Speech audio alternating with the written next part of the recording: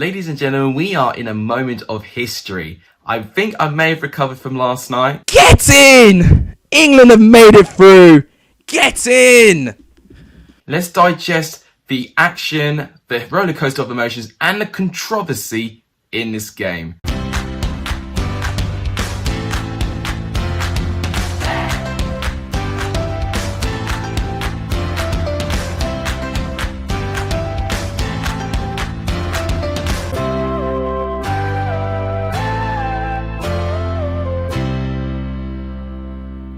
What is up everyone, welcome back to a brand new video on the channel. Today I'm going to be digesting England 2, Denmark 1. I tell you what, I've been stressed before, but that sort of stress I wouldn't wish on anyone ever again. We're going to talk about the game from the 90 minutes, the extra time period. We're going to go through the big moments in the game, on the pitch and off the pitch as well, because there has been a lot of talking points leading from this game. Also, congratulations to England, their first ever Euro final and their first final in a major tournament for 55 years.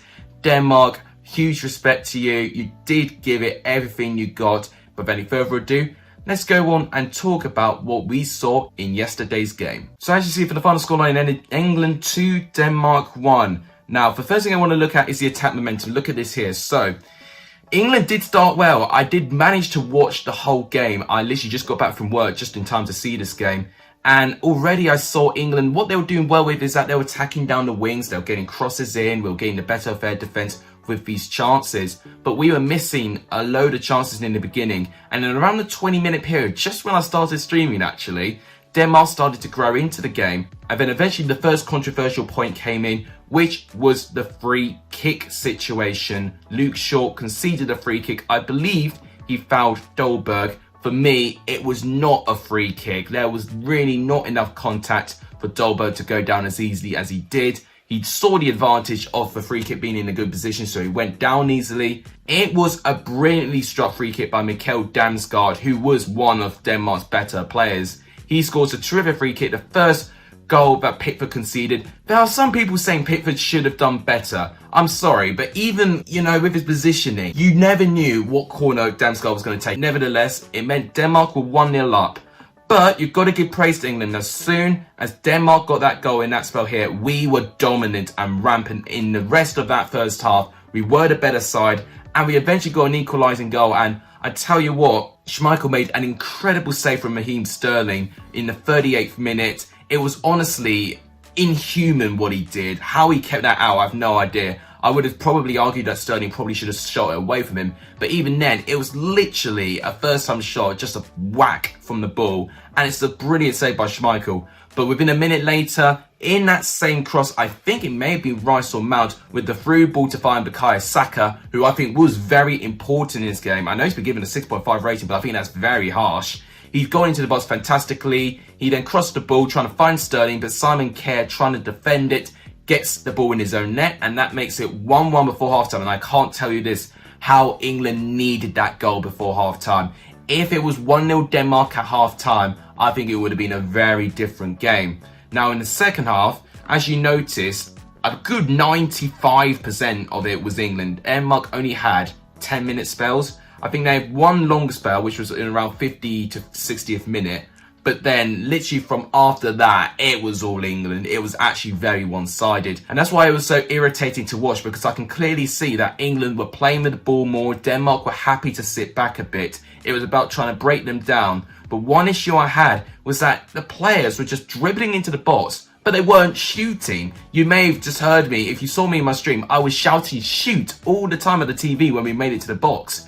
If you make it to the penalty box, you've got a very good chance of scoring a goal. I know we've got Schmeichel to get in the way, and I think that sort of performance from Schmeichel got into the players' heads a bit. They thought that they needed to get as close to the goal as possible and then completely whack it to try and get past Schmeichel. Look, Schmeichel's conceded to one of the goals before. Go for it. And even when we did shoot, we weren't really good at hitting the target. Phillips had a shot which was way over. Sterling in extra time had a shot like that which was over as well. Eventually, whilst England were really piling on the pressure, Jack Grealish went on, and I think he made a good difference when he came on. I wasn't sure why he got rid of Saka. I know Sterling won us the penalty in the end, which I'll talk about in a minute, but I would have put off Sterling because unfortunately He just was so frustrating in this whole entire game. I did not like how selfish he was in the ball.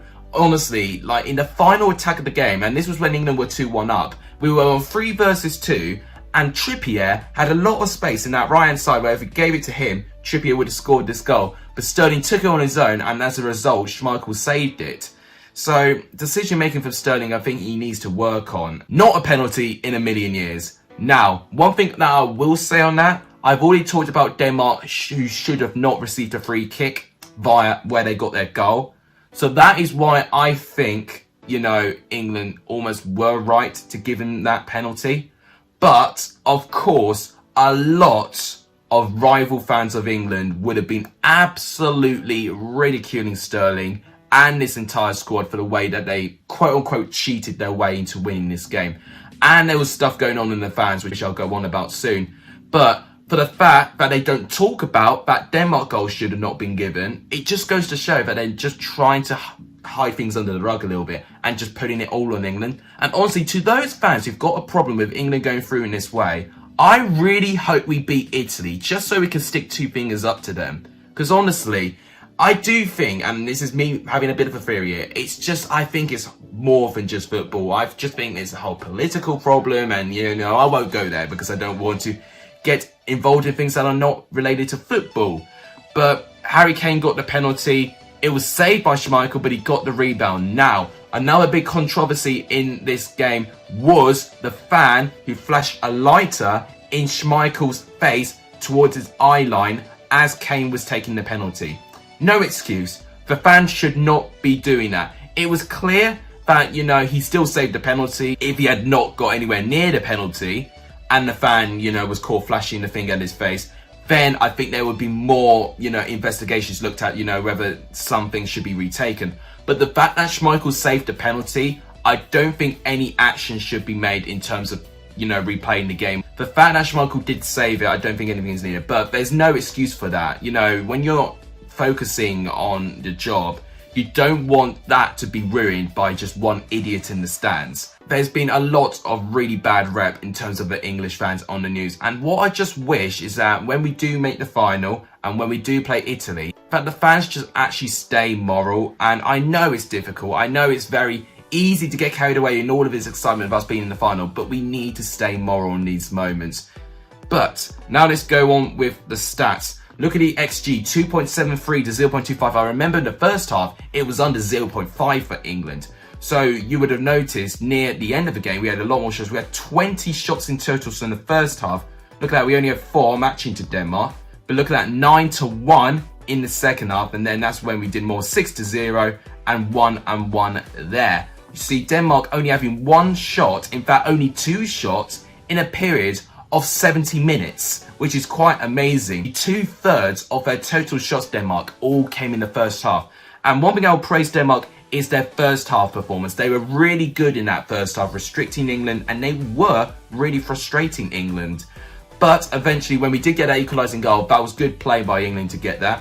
10 shots on target to 3, 6 shots on target to 2, 4 block shots to 1, 6 corner kicks to 5, 1 offside. And look at those fouls, 21 fouls. So clearly Denmark's game plan was to foul us, to disrupt the play. And I don't blame them. You know, it's what you see, you know, when you see big Premier League teams, or so-called big Premier League teams, playing up a team like, I don't know, Sheffield United or Brentford maybe. There'll be a load of fouls going on throughout the game to try and disrupt their flow.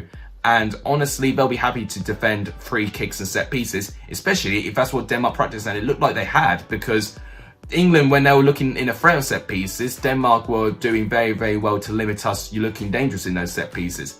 4 big chances and 3 big chances missed. That was what was so frustrating. There were so many big chances, and I think Sterling especially was missing them.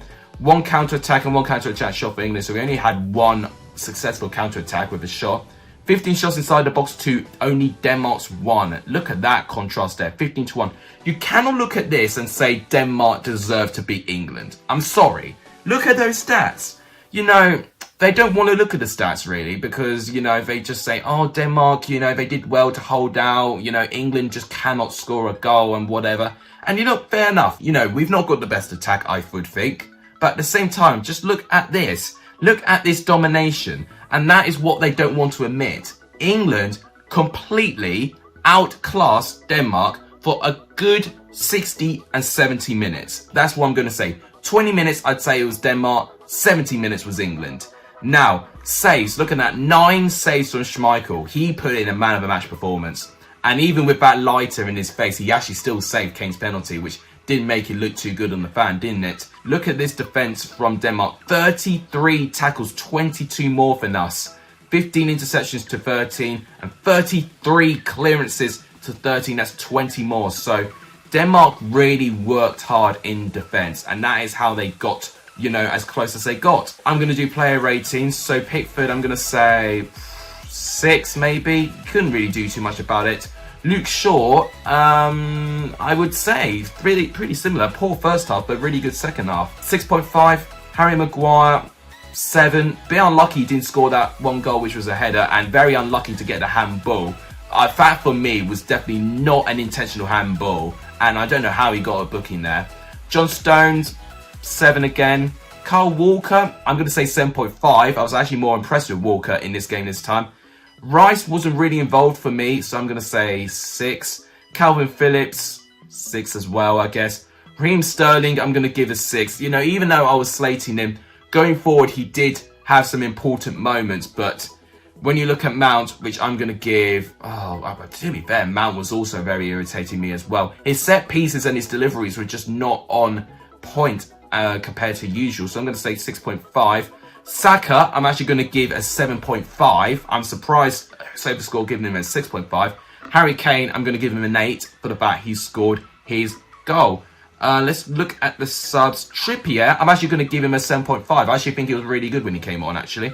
Grealish, he was very unlucky to be substituted. I think it was a formation change from Gareth Southgate, but I don't know why he took Grealish off. I'm going to say... maybe a 7.5 actually when he came on. He did have good moments, just didn't really do too much in terms of having shots and offering an attacking sense. But in terms of leading the play, he did well. Henderson brought some good amount of control in the midfield. I'm actually going to say 7.5 for that. And Phil Foden didn't really do anything, so I'm going to say 6. So that is my player ratings. Now, overall, we've got Italy in the final. Italy, who have won the Euros before. So, you know, they've got an abundance of experience in getting into finals and winning stuff. The most recently they won was the 2006 World Cup. So it's going to be very interesting to see us going against Roberto Mancini's Italy side, where they themselves, I don't think, looked too good against Spain, to be honest with you. But at the same time, you could say England weren't quite at their best against Denmark. But looking at those stats I showed you there with those 20 shots and, you know, the amount of saves that Schmeichel was making, it was clear to me that England going forward can offer a lot of threat. If we just have this confidence, then I think England can trounce Italy. But it's going to be very, very interesting. But Denmark, you did yourselves proud. I do want to have a couple of minutes talking about Denmark. They were great. Højbjerg and Delaney in that midfield were absolutely brilliant. Look at the area that Højbjerg covered. He covered absolutely everything. And Damsgaard, another really, really good player in that squad as well. And Schmeichel, I mean, no doubt he had the highest rating because he was very, very important in keeping Denmark in this. He made 3 huge saves, Schmeichel. So heartbreaking for Denmark. You know, if this happened to us, you know, I'll be saying this is a complete heartbreak for England. But of course, in the other way around, you know, we'd be delighted. But we must feel a little bit of sympathy for Denmark. They did themselves proud, and most importantly, they must have done Christian Eriksen proud as well. But I think that will wrap it up for today's video. If you guys enjoyed it, please make sure you give this video a like. It just tremendously help. Please subscribe if you're new. It does really help. And please share the channel to as many people as you can. All of that would really make my day. But thank you guys so much for watching. You guys are legendary if you saw the end of this video. And as always, I'll see you guys very, very soon.